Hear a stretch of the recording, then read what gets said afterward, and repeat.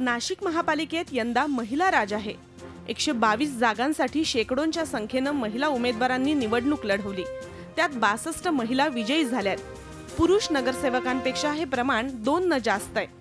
66 जागा जिंकून एक हाती सत्ता मिळवणाऱ्या भाजपमधून महापौर पदाच्या प्रबळ दावेदार म्हणून महिलेचंच नाव पुढे येत आहे। आपण जाऊन लोकांपर्यंत आपले प्रश्न मांडण्याची जर आपल्यामध्ये हिंमत असेल, लोकांना जर समजून सांगितलं नागरिकांना, मतदारांना, तर नागरिक मतदार आपल्याला स्वतःहून कौल देतात।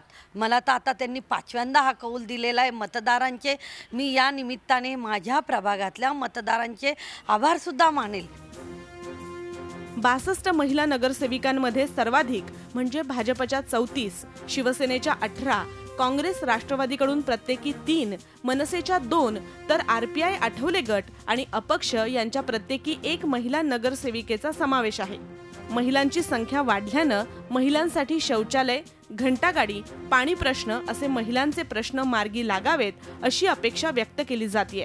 आपण बघितलं की 50% रिझर्वेशन दिल्यामुळे 50% महिला ह्या तर येणारच होत्या निवडून, पण त्याहीपेक्षा जास्त महिलांची संख्या आहे आणि खरं ही अत्यंत एक आशादायक आणि आनंददायक गोष्ट आहे। कारण महिलांचे स्वतःचे प्रश्न सुद्धा खूप आहेत आणि सभागृहामध्ये पक्ष कुठला याच्या व्यतिरिक्त आपण एक सगळ्या महिला मिळून महिलांसाठी काय करता येतं ते फार बघणं महत्त्वाचं आहे।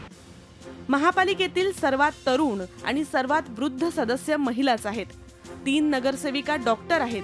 अभियांत्रिकी, कायद्याचं शिक्षण घेणाऱ्या, उद्योग व्यवसायात पारंगत असलेल्या उच्च शिक्षित महिलांचीही संख्या जास्त आहे। नाशिकमध्ये आलेलं महिला राज शहराला खरोखर विकासाची वाट दाखवेल अशी अपेक्षा। मुकुल कुलकर्णीसह bureau report, Zee media, Nashik. Zee 24 तास रहा एक पाऊल पुढे।